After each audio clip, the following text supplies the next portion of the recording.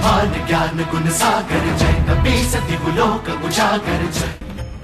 मुझे यहाँ नहीं आना चाहिए था, बहुत बड़ी भूल हो गई मुझसे। नहीं मामाश्री, भूल तो की है, लेकिन उन गंधर्वों ने यहाँ आकर रघुवंशियों को चुनौती देने की।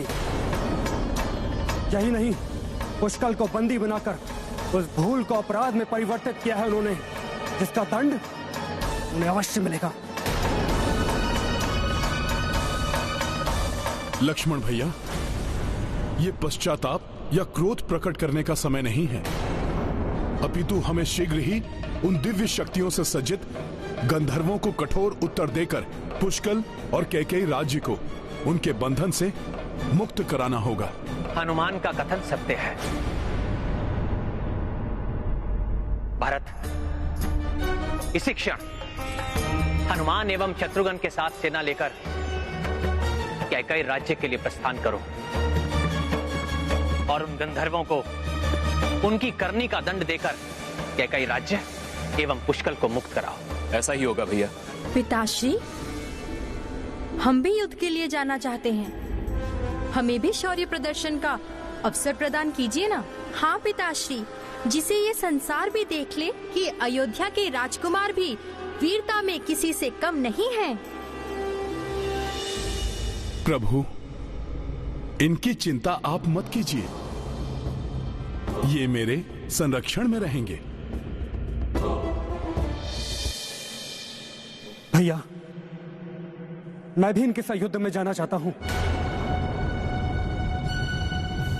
परमपिता, लक्ष्मण भी युद्ध में जाने के लिए तत्पर हैं। लक्ष्मण को श्री राम से दूर तो करना ही है, किंतु इसके लिए लक्ष्मण का श्री राम के कक्ष के निकट रहना आवश्यक है। लक्ष्मण भैया, इस समय आप ही नहीं, हर रघुवंशी उन गंधर्वों को उनकी करने का दंड देना चाहता है, किंतु यदि आप भी चले गए तो प्रभु यहां एकाकी रह जाएंगे। कोई नहीं होगा यहां प्रभु की सेवा के लिए। हाँ लक्ष्मण, हनुमान इन गंधर्वों की दुर्बलता को जान गए, अतः इनका युद्ध में जाना आवश्यक है। तुम यहीं पर भैया के पास रहो। उचित है, जैसी आप सबकी इच्छा। आशीर्वाद दीजिए प्रभु। विजयी भाव। महाराज श्री राम, मेरा यहाँ रुकना कायरता होगी और कैकेयी राज्य की मुक्ति मेरा भी उत्तरदायित्व है। कृपया मुझे भी युद्ध में जाने की अनुमति दीजिए। उचित है मामाश्री, जाइए। सूर्य देव की कृपा से विजयश्री आपके साथ आलिंगन अवश्य करेंगे।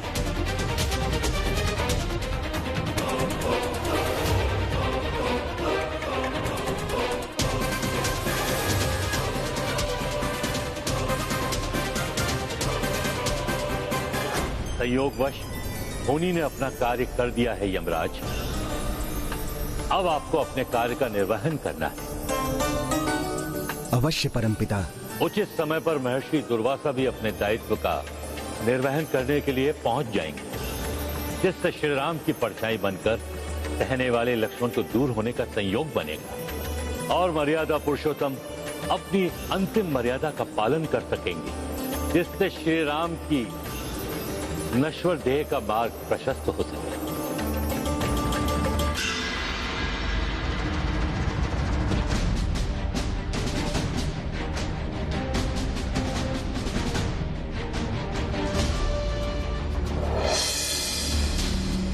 सभी के साथ अब हनुमान जी भी राजमहल से प्रस्थान कर चुके होंगे। अब मुझे श्री राम के कक्ष में प्रवेश करने से कोई नहीं रोक सकता। श्री राम जी को अब मैं ब्रह्मा जी का संदेश दे सकता हूं।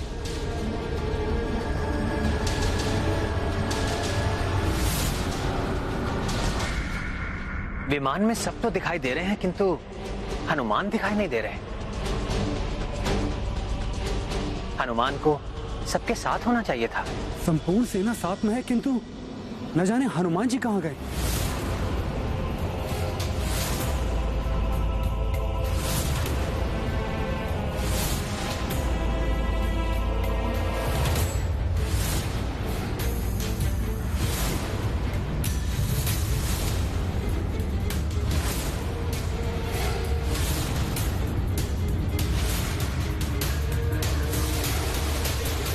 प्रतीत हो रहा है हनुमान सबके साथ नहीं गए, अर्थात वो अभी भवन में ही है।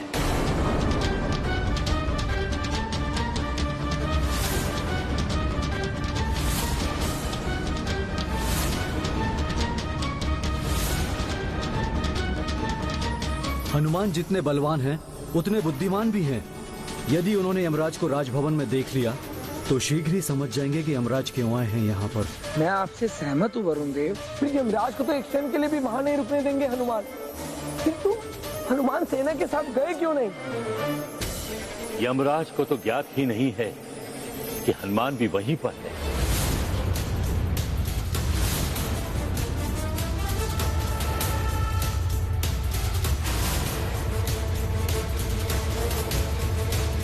हनुमान जी, क्या हुआ?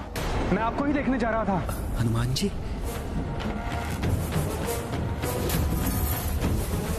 हनुमान जी यहाँ रुक कैसे गए? इन्हें ज्ञात तो नहीं हुआ कि मैं... अब क्या करूं? सर्वप्रथम तो मैं अपना रूप परिवर्तित कर लेता हूं।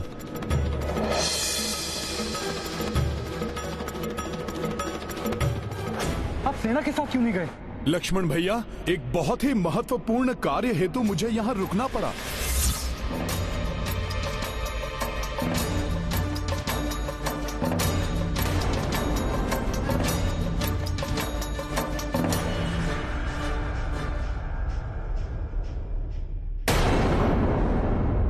मुझे क्षमा करें प्रभु,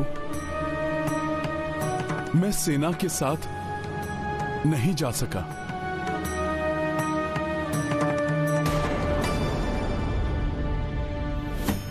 यदि हनुमान जी ने न जाने का निर्णय ले लिया तो मैं अपने उद्देश्य में कदापि सफल नहीं हो पाऊंगा।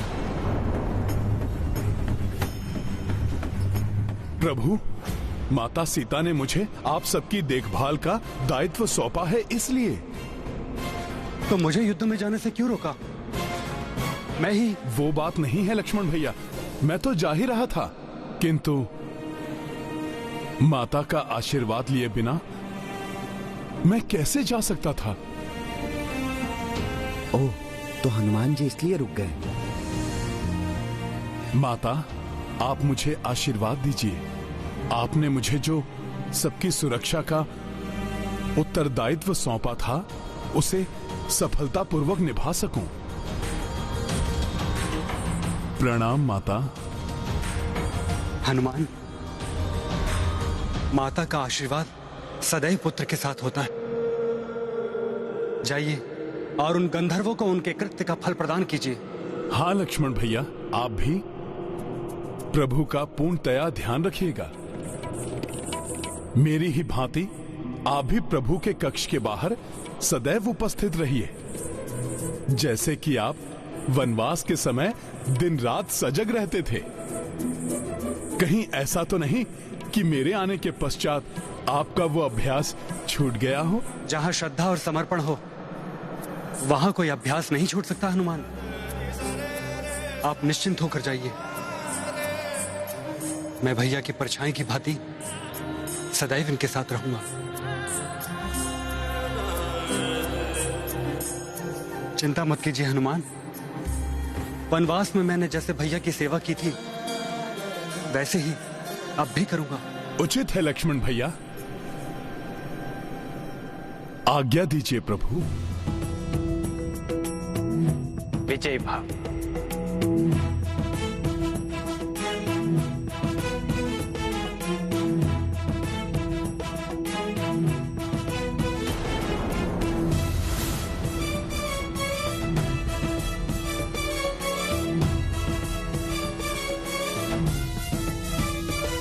हनुमान जी चले गए।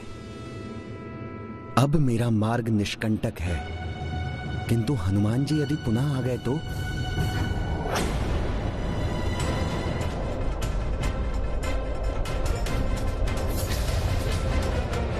प्रतीत होता है कि हम अपने ननिहाल कैकई राज्य के निकट पहुंच गए, किंतु ये अंधकार... भरत, ये अंधकार गंधर्वों की उपस्थिति से उत्पन्न हुआ है यहाँ। परंतु हनुमान जी कहाँ हैं? उन्हें तो हमारे साथ होना चाहिए था। उन्हें ही तो गंधर्वों को परास्त करने का और उनके अस्त्रों को निष्क्रिय करने का अनुभव है। लव, सावधान हो जाओ।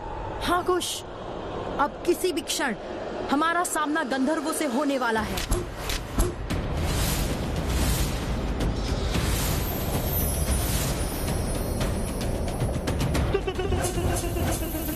यदि मेरे कारण पुष्कल को कोई क्षति पहुंची तो मैं स्वयं को कभी क्षमा नहीं कर पाऊंगा।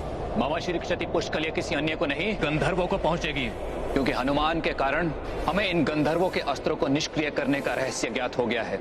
अब हम इन गंधर्वों को परास्त कर देंगे। रघुवंशियों को हमारे अस्त्रों की काट के बारे में हनुमान के कारण ज्ञात हो गया है, अतः सावधान रहना गंधर्व वीरों। हमें उनकी दृष्टि से स्वयं को छिपाकर ही वार करना होगा। सावधान हो जाओ, वो सेना के साथ आ रहे हैं, जिसका अर्थ है वो युद्ध जीत को हमें नहीं सौंपेंगे, अपितु युद्ध करेंगे। अब हम उन्हें दिखा देंगे कि क्या होता है गंधर्वों से युद्ध करने का परिणाम।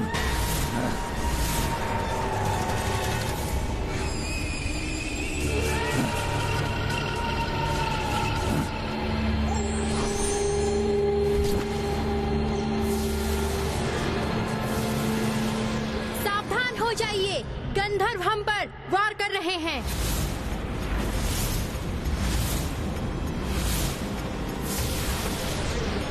वीरों, गंधर्वों के अस्त्रों पर नहीं, गंधर्वों पर वार करो, क्योंकि हनुमान ने हमें बताया है यदि हम इनके अस्त्रों पर वार करेंगे तो हमारा वार पलटकर हम पर ही द्विगुणित भीषणता से प्रहार करेगा।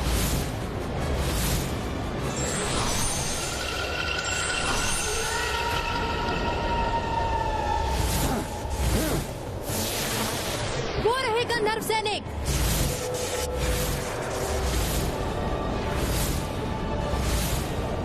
उन्हें ही लक्ष्य बनाना है हमें। करो प्रहार।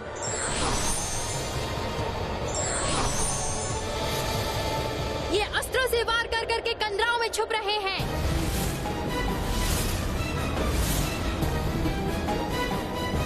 ये चालाकी कर रहे हैं हमसे, जिससे कि उन्हें कोई हानि ना हो और उनके अस्त्र और भीषण होते जाएं। वो हमें फंसाने का प्रयास कर रहे हैं। ऐसी ही चालाकी उन्होंने हमारी सेना के साथ भी की थी। हम उनकी चालाकी में नहीं फंसने वाले। हमें पुष्पक को नीचे ले लेना चाहिए ताकि उनका वार विफल हो जाए।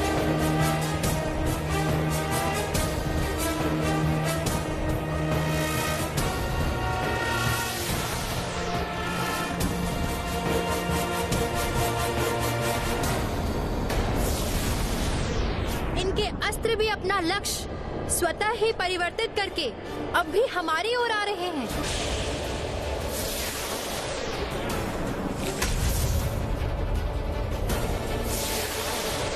ये तो विकट स्थिति उत्पन्न हो गई है। ना तो हम इन पर वार कर सकते हैं और ना ही इनके वार से बच सकते हैं।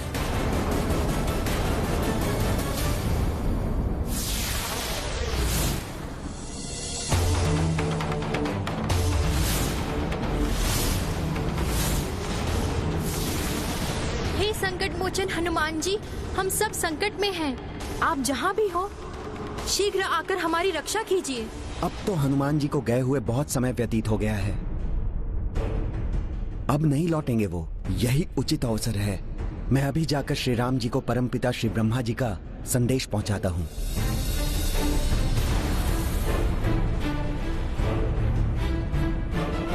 श्री रामचंद्र की जय।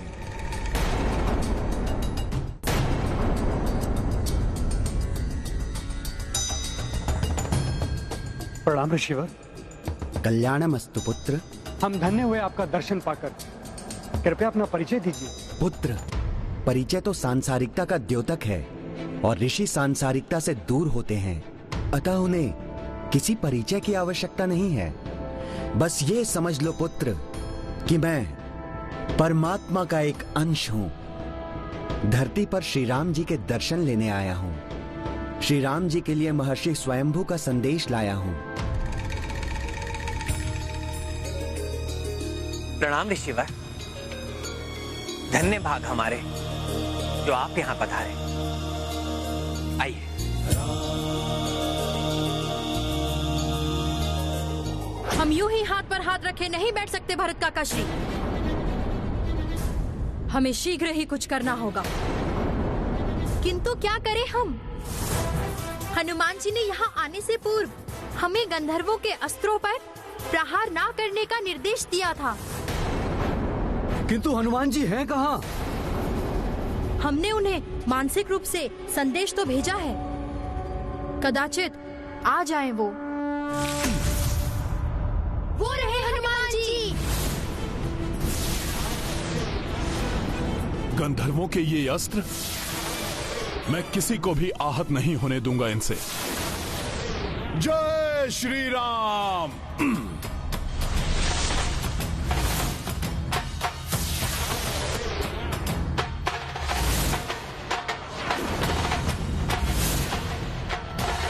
सखा लवकुश, इन गंधर्वों को रोकने का एक ही उपाय है कि गंधर्वों को हम उनके छुपने के स्थान से बाहर निकालें। अतः तुम अपने दिव्य बाणों का सोच समझकर प्रयोग करो। जो आज्ञा हनुमान जी। कौन सा दिव्य बाण उचित रहेगा जिससे गंधर्व गंधराओं से बाहर आने के लिए विवश हो जाएं? सखा, जागृत दिव्यास्त्र हैं ये, किंतु मैं इन्हें आगे नहीं बढ़ने दूंगा। काका श्री भरत, काका श्री शत्रुघ्न, तत्पर हो जाइए गंधर्वों का अंत करने के लिए। हम उन्हें उनके छुपने के स्थान से बाहर निकलने के लिए विवश करते हैं।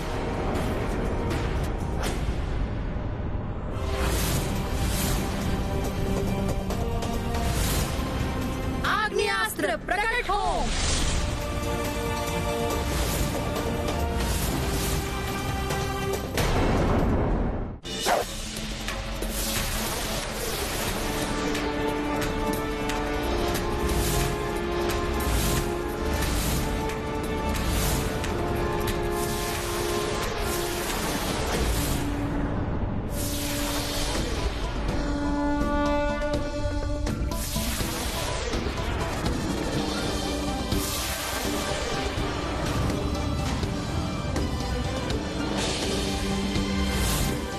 दिव्यास्त्रों, तुम कितना भी प्रयास कर लो, किंतु मैं तुम्हें किसी को आहत नहीं करने दूंगा।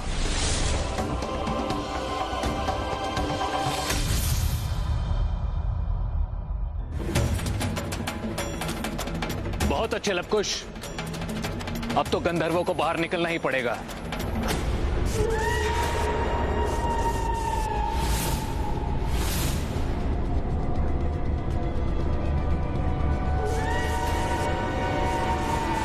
गंधर्व बाहर आ रहे हैं, लक्ष्य साधो।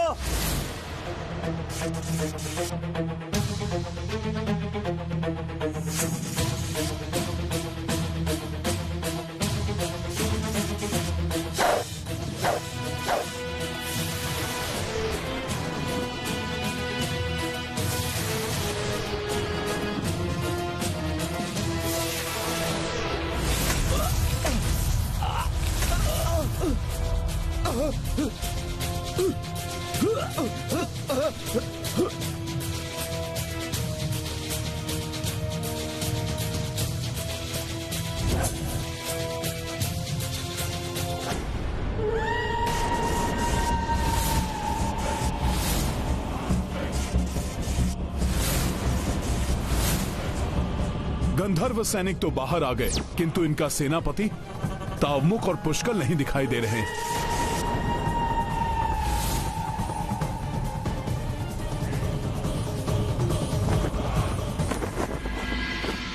विराजिए ऋषिवर।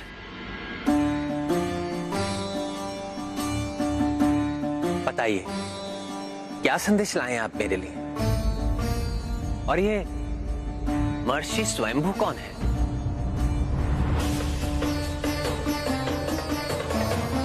सब बताता हूं श्री राम, किंतु सर्वप्रथम आपको मुझे एक वचन देना होगा।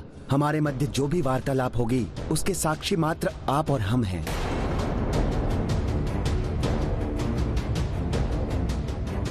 अन्य कोई भी इस बात को ना सुने।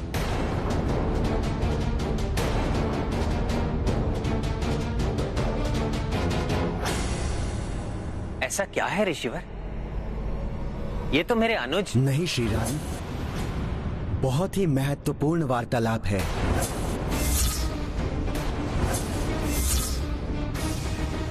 और हमारे इस वार्तालाप में हस्तक्षेप ना हो, ये निश्चित करने के लिए आपको ये विधान लेना होगा कि हमारे वार्तालाप में कोई व्यवधान उत्पन्न करे तो आप उसे मृत्यु दंड देंगे।